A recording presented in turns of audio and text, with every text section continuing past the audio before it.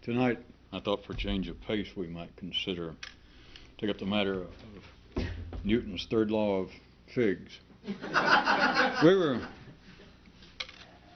If you recall, we were still talking about how everything on this planet that moves is a self-referring system, and that man in particular, at the intellectual level, is such an operation. And it normally manifests itself as being opinions and points of view, and as other people call it, knowledge and etc. Simply the output of the intellect. And just so you don't lose that spot, in that what ordinary people might be more inclined to refer to as a self-regulation of the body, that sort of self-regulation that is beyond any question, that's just a medical fact, that sort of regulation is physically to the body what self-reference, the constant referring to oneself, all forms of opinion, the whole output of the ordinary intellect, that is that same kind of self-regulation to man's intellect, that far beyond it being a fit subject for attack, for criticism, although it's important and necessary in the ordinary world, but far be it from being some anomalous situation, rather than being some condition that should be rectified, that is, the conflicting opinions, and man continually being driven to speak about the dream that there must be some objective culmination of all conflicts, that the points of view of the Catholics and points of view of the Protestants in Northern Ireland, and all kinds of other apparent situations, that these points of view, as well-meaning as the people may be, that the points of view cannot prevail, that we must finally come to some ground wherein we're dealing more closer with objective fact, or at least not with individual bias, that is what's causing the conflict. That, on the other hand, is what is causing life.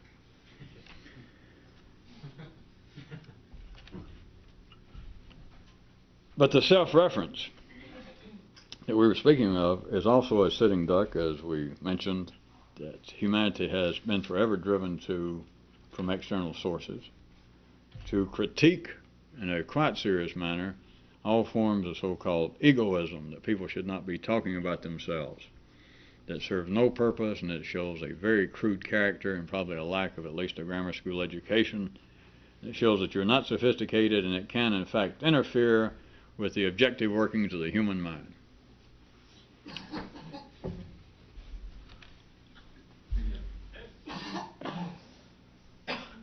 An ordinary man, to stay alive, and by ordinary man now we're talking about the ordinary mind, because it has no particular significance to talk about some individual. The ordinary mind and the ordinary man must continually talk about itself. It must talk about itself to remain alive. It must talk about itself to remain sane. It must talk about itself to remain stable.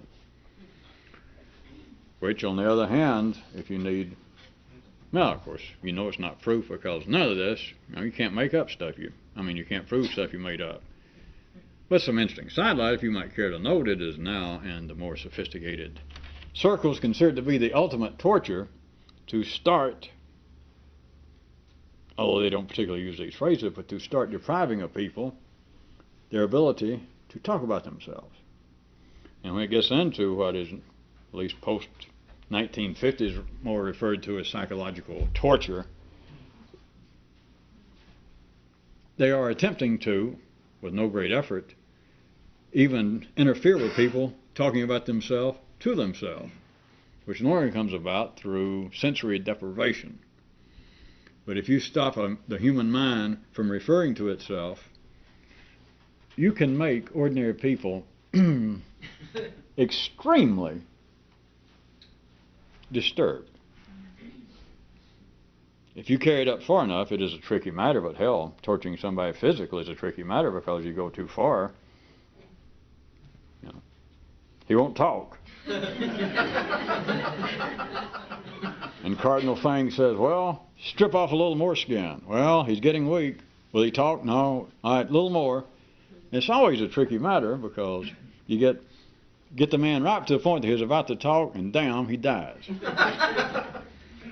It is the same way with what was referred to as psychological torture, because what they're doing, my little attempted humor of saying it can greatly disturb people, it can make the mind. Those of you who have plastic front ends on your automobiles, you know, if you can just hit something mildly and the plastic jump back, but it fractures the paint. Absolutely just shatters the paint itself.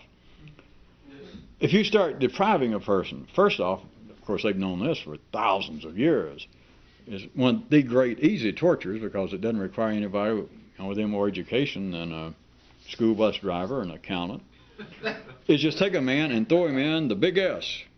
No, not that. Not the slot. Solitaire. Just throw him off by himself, and nobody, for any particular reason, has ever analyzed it. Or if they have, they're harder up for a hobby than I'm sure you are. But the point is, if you throw a man off in solitaire, he has no one to talk to, which I'm sure they'd go along with that. Well, yeah, that's what drives them crazy. Oh, that's not far enough. You know, in the city, as Kyroots was pointing out, if it works, it works. And that's it. But out in rebel camps, people still want to examine it. So let's examine it just one little bit. It's not that they're incorrect, you notice, but it's always that they stop too soon. That the ordinary mind will not think any more than it has to. And if you ask an ordinary, sophisticated, educated, blah, blah, blah man, why is it that solitary confinement has always had such an impact on people? Why it has always been such an efficient means of torture? And I'm sure they would say, well, it's because you put a man and he has nobody to talk to. Out in the rebel camp, you would, at the very most, is maybe put an invisible comma there to where ordinary people went, aha, and then they wandered off, and then you continued thinking about it, or you continued talking about it. That's not it. That's it at a simple level. But I'm going to tell you what really works is you got nobody to talk to about yourself. It's not simple, well, I got nobody to talk to. You understand that, surely by now. It's not that they're incorrect. At that level, it does work. And everybody, I'm sure, with many more credentials than you and I would say, well, that is what works, because it deprives people of that kind of human intercourse, the kind of companionship so necessary to keep on a stable social level. Blah, blah, blah. But it's not, even though it's correct, it's not really enough to say, well, solitary confinement deprives somebody of another human to talk to. You know, wait till they leave the room and then think about it just a little bit more. It deprives the person of somebody to talk to about themselves. Because that's the point. It's not that, well, I got nobody to discuss. What do you think? How do you think the Mets are doing back in America now that we're here alone, trapped in this ungodly place? They can say that, but that is not what has the effect. And it's not psychological. It's down to the level of electrochemical energy and the flow of energy on this planet. But what they're dealing with is depriving the intellect of the very fuel that's necessary to keep it sane and stable, and that is it must constantly refer to itself. It must talk about itself.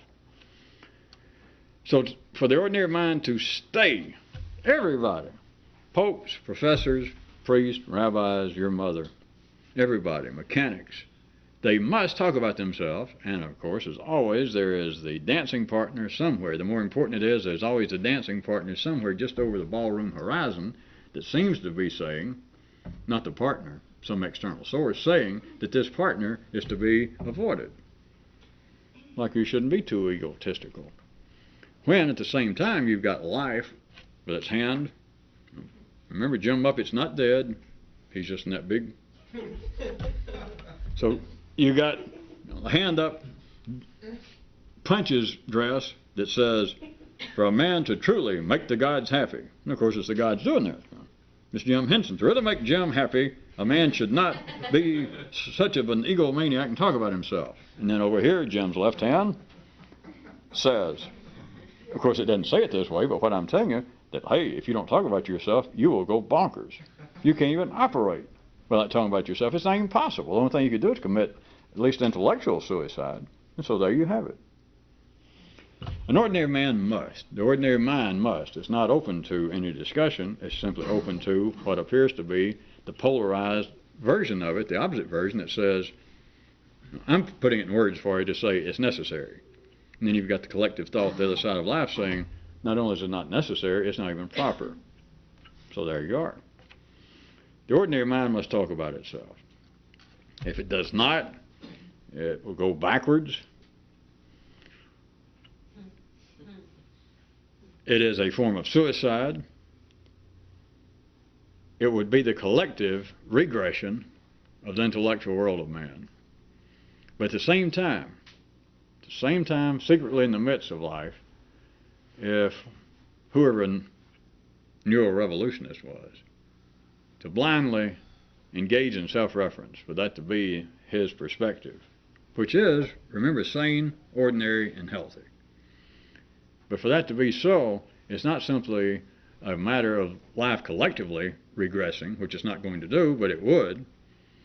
At the individual level then, if a neurorevolutionist is engaged in that kind of self-reference, that is his only point of reference, that is what he continually engages in, although it's collectively sane and proper, he is not only going backwards, he's engaged in that very unseemly pastime, where they got the sign, backing up at all will cause severe tire damage. So it's not a matter of that he would collectively be regressing, it's that he would individually be almost immediately causing damage. He would be immediately inviting dottiness, not sanity, not stability. He would be, in a sense, burying the living individually in him. He would, in effect, be sort of inviting himself to become ordinary all over again. One of the Kyroots tonight pointed out that there are two possible... I shouldn't let Kyroot drag me into this. But I ain't going anywhere else. That there are two possible sources of thought. There are two sources of thought available, the collective and the individual. But to the ordinary, the latter is inaccessible. It's not just inaccessible, I just made up the thing, the description. It's not even possible, because you can't describe it. If I took an ordinary mind and said there's two kinds of ways, there are two possible sources of thought. The collective thought, what everybody thinks. We're not talking now about judgment yet. I'm talking to an ordinary person because I'm using ordinary person hand gestures. And I said there's collective thought. You go, okay. That's conventional wisdom. That's what the majority of sane people in our neighborhood, in our farther world, on this planet. It's whatever scale you want, whatever one you accept. That is what conventional wisdom is. That's collective thought. It's reality. And they say, okay. And I say, but then there's another source. Because you can get ordinary people to always, no matter what the hell you're talking about, in case you never noticed, you can always get all ordinary people to go along. You say, all right, there are two. It doesn't matter what. I mean, you can be talking to an expert, and his expertise is in the area, I'll just make up something, that there's only one science of chemistry. I'm just making up something. That he is the world's expert on it. And you take him aside.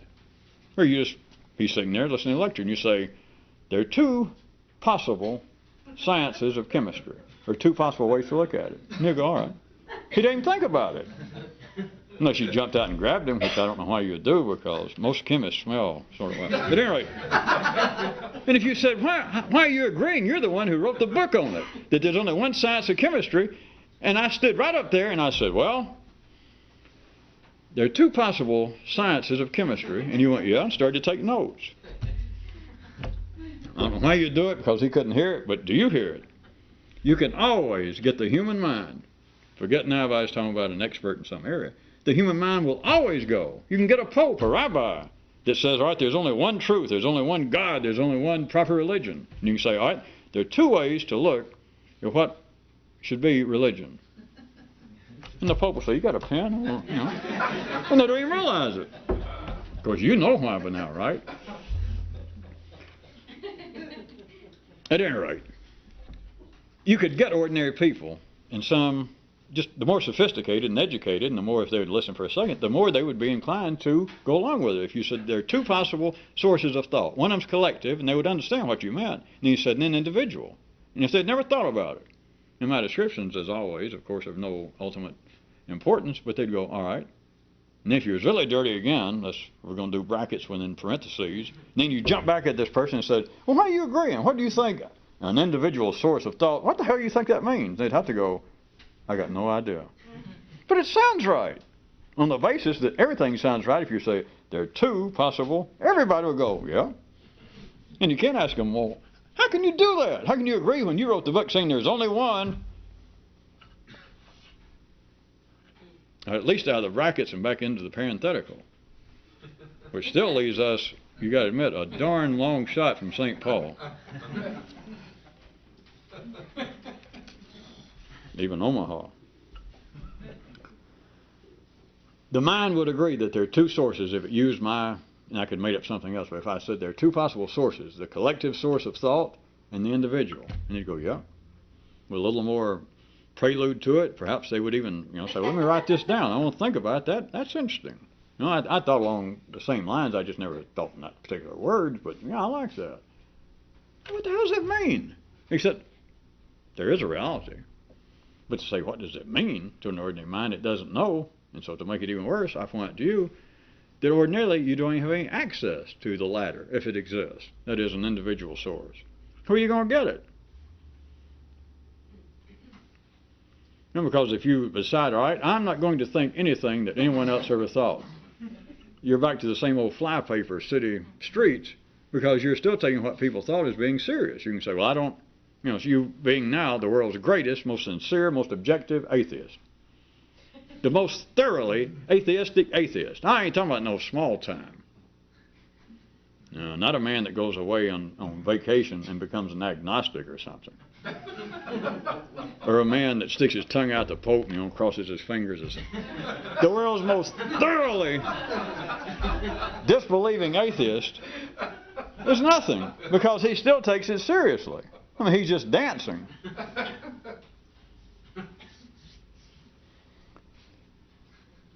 In the same way, if you got an ordinary person to say, all right, I understand what you're saying for the time being, for the sake of a theoretical discussion of collective thought, and you're right, we should be able to do something else. And if an ordinary mind, forget the ordinary man, look at yourself. An ordinary mind said, all right, there has got to be some validity to that. There might be all-encompassing, there might be unconditional validity to that, if not veracity. That therefore I am going to drive from my mind everything that I have learned, what you're calling from the collective, that is, from out there. And then we'll see where I go. Where's he going to go? So, although it sounds, for some reason, at least my suggestion to you, that it sounds as though it's feasible and perhaps quite important, to say that there are two possible sources of thought. You can either just be thinking what everybody else thinks, in other words, what they call reality, or what they call the truth, but just what they think, including what they say is not true. Collective thinking. At any particular time, you pick out the time, you pick out the area. It doesn't matter if they say, well, all right, collective thought to me is only what down east Republicans less than 40 years old think. Then to you, that can be collective thought. Or a man can say it's only that which people in the southern hemisphere of Latin extraction think. It doesn't matter. You pick it out. Then to say there is that possibility, that is, you are thinking along the lines of being a good, upstanding Argentine or a good, upstanding Vermonian. It doesn't matter. That is collective thought. That is what you're drawing upon. And then you say, but there's another possibility. And people go, oh, how true. Of course, figuratively speaking, you could want to jump out of the bushes and strangle them again and say, how come it's only 10 minutes later you're saying how true again? You've got no idea what it means. Because it means nothing to an ordinary mind. Oh, yes. Oh, no. Very important. I can see the validity to that. But then you say, all right, if you do say that, how will you go about it? How are you going to extract what you think now from where you got what you think?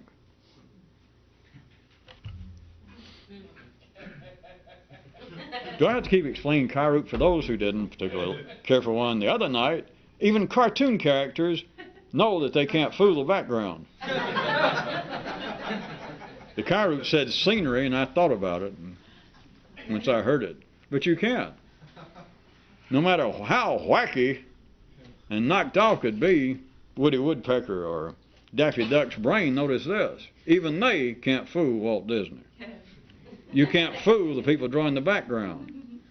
So the ordinary man can say, yes, I do understand in some deep way that there is two possible sources from which a man could extract what he thinks. The collective, as you call it, and the individual.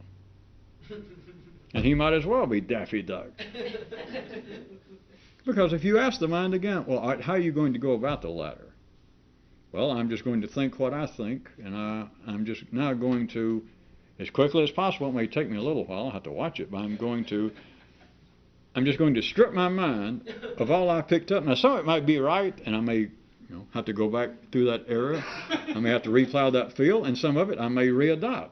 But I'm going to start off going to wipe the slate clean, and I'm going to draw upon my own resources, my own reserves, my own insight. Hoping that such a person would stay sane, we will trust that he will never look at the background and thought, well, here I am, I'm Daffy Duck. Well, where the hell did the rest of this come from? You can't fool the background. There is no way to get away from it.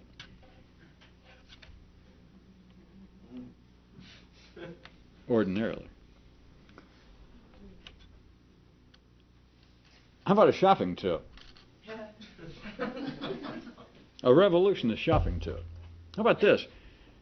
If, assuming as foolish enough as we are, all of us playing background, that you understood got anything from the last few minutes, then consider that it's questionable enough for a revolutionist to ever depend upon his own collectively induced point of view.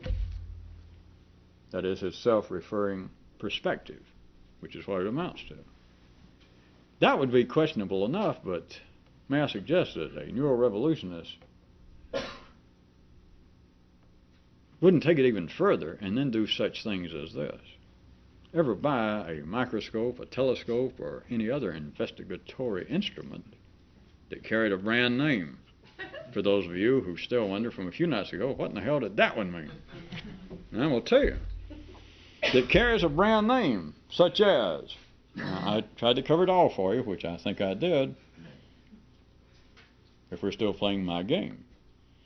Microscopes, telescopes, which for most polarized minds about covers it.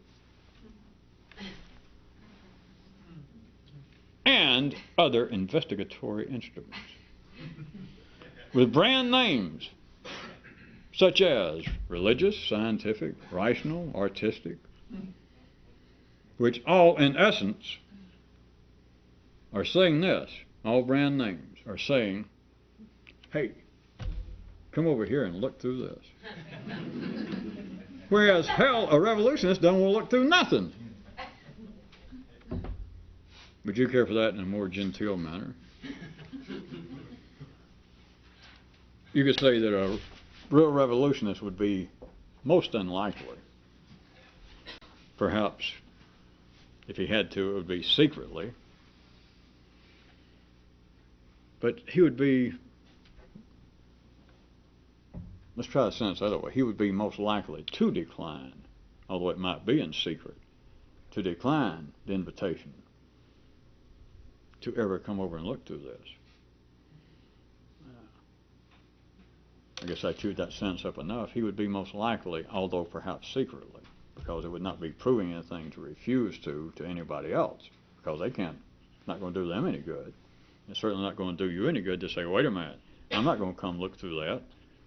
You're back to playing Marlon Brando, and he could get in a pair of jeans. Well, what are you rebelling against? What you got? That's all you're doing, just say, yes, I'm an atheist. I refuse to come look through your goddamn telescope. Well, that sure, you have to go any further. All right, that sure taught them a lesson. All right, so down with them. Plus, That really taught you a lesson. Oh, yes, now I see. Don't you understand? You're back taking it seriously. You just should not be even considering buying into any brand name. But not on the basis that you rejected. If a revolutionist, is why I said secretly, would be declining, you would never say, no, I'm not going to come look. But anything that carries a brand name, anything. Did you like the one? Dear advice, doctor, I believe my brother has been captured by a mind-controlled cult, but I can't tell the difference.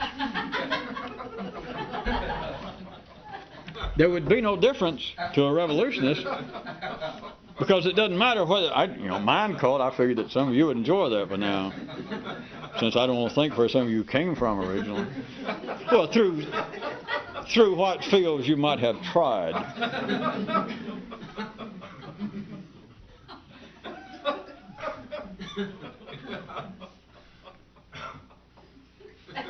See, in the city, they have different, as they should, they have different commercial, speaking metaphorically, attitudes toward brand names. That there would be a difference, and looking through a telescope, made by Bosch and Lomb perhaps, and one put together by the windshield division of General Motors, or a Kmart telescope.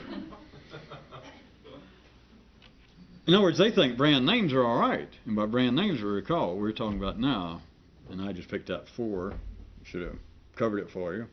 The religious brand, the scientific brand, the rational brand, the artistic brand.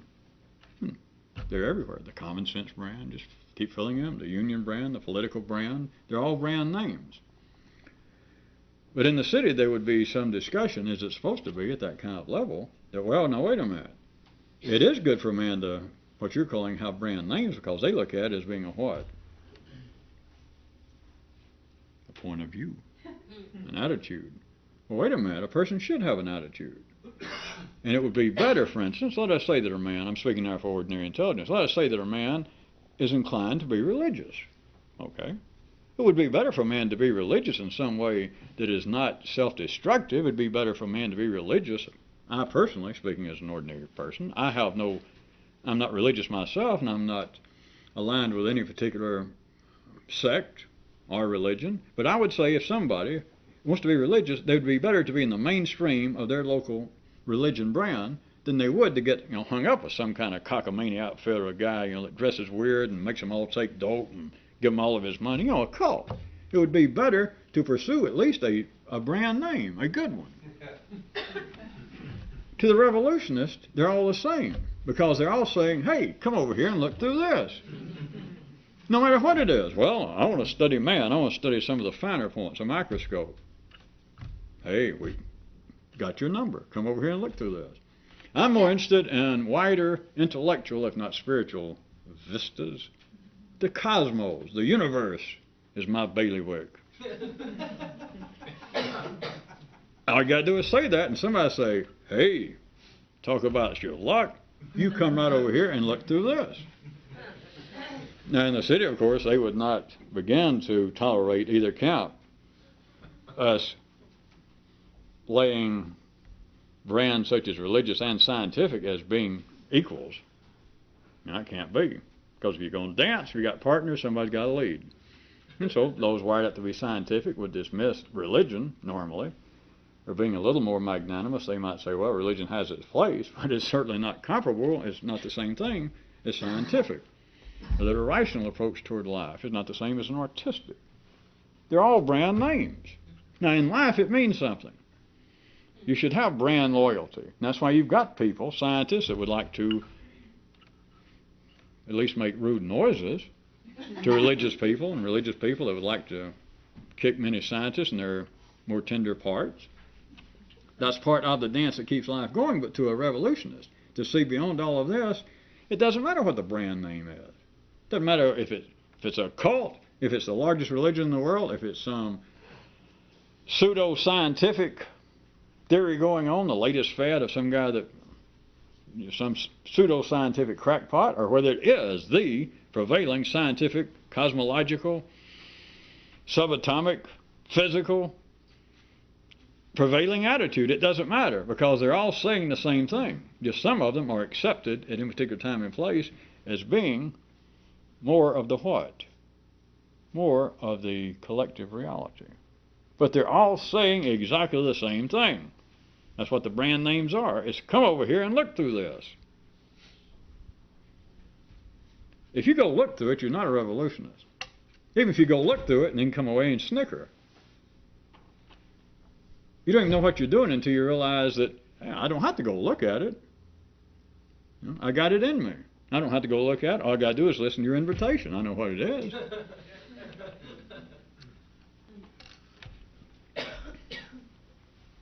You could say that could you say this? Yes. Listen. You could say that a real revolutionist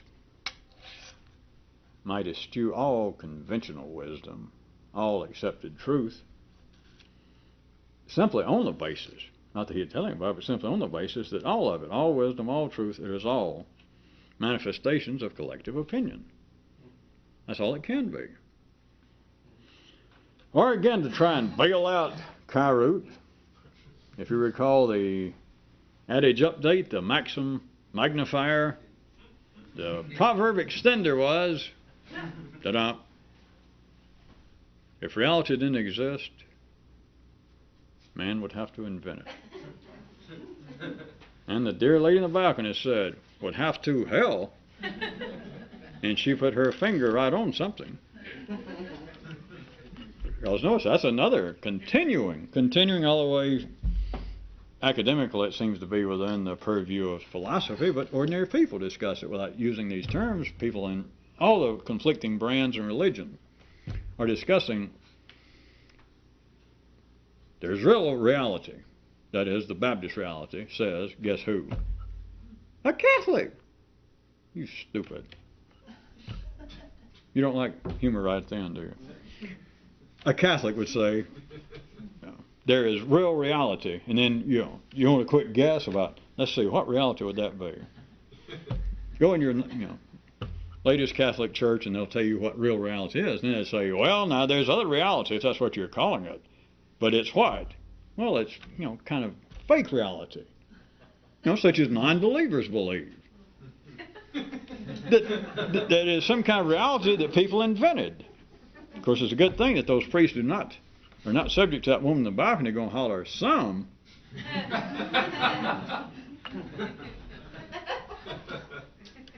At any rate, all of you know that it's not simply, although the terms are limited almost exclusively to the world of academia and philosophy, but that the discussion about art, there's reality, real reality, decent reality, which whoever's saying that, they've got a brand name in mind. There's something they're looking through, as they're supposed to. They're saying, well, real reality is Christian reality, or real reality is Muslim reality, or real reality is Western democracy, free market reality. Whatever it is, they're looking through something. And they're saying, and then there's fake reality, which they would want to just sort of disregard, or at the very least place upon what they would think is the real junk heap of opinion. That what we're seeing is reality. We're looking through as we should. We're looking through the proper lens. We're looking through the particular microscope or telescope of Catholicism or Judaism or democracy, and we're seeing things as they are. But now I know there are people who do not see this. And what they think they see, they call it reality, but they're wrong because it's fake reality. They're not looking through the proper instrument. To a revolutionist, it's all the same thing. It's not right or wrong. And it's not that you would be in some way publicly rejecting the brand names, but you simply understand if anybody says, come over and look through this, if you're, I used to end on, no I don't, I just said that. Going into little squealy voices and sound like Jimmy Swaggart was put on his wife's shorts. And I shouldn't. Back to the third law of figs.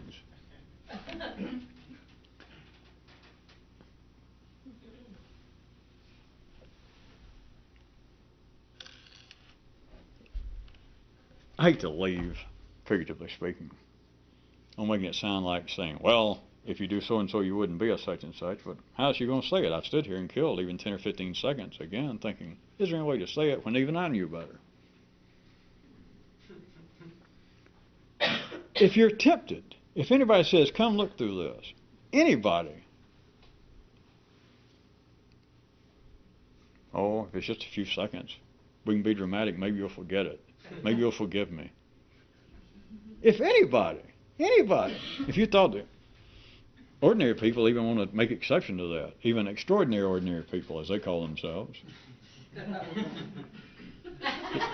that if you looked out and your invented reality, your reality, that suddenly a flying saucer or something fell in your backyard, and this strange figure says, we have been watching this planet and there's only one person capable of accepting our message and helping us, and it's guess who? And you go, little old me. And what they're saying is, come over here, mother, and look through this. And you would think, sure, yes. Well, I mean, that's got to be the exception, right? Well, it could be, but there's your final stupid quiz. The test. If you're even inclined, not only to go look, or if you're inclined to want to talk about it. Well, now wait a minute.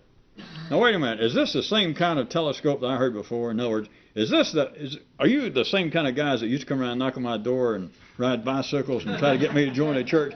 You guys have just changed the name. Isn't that the same one? I ain't going to fall for that. You have fallen for it.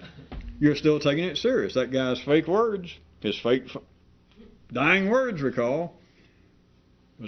I didn't know I was supposed to take any of this seriously. Because if they tell you, come look through this, which is what the intellectual life is about. And it's not that's somebody's fault, as you know by now. That is the collective source of all human thought. That's the only way you can start. You start out looking through somebody's. Even if the first person, your parents, or if somebody said, come look through this, and you went, it's the same thing. You were taking it seriously. You had no choice. How do you spell segue? We'll segue out of this. Several of us are working on that, and we'll get back with you.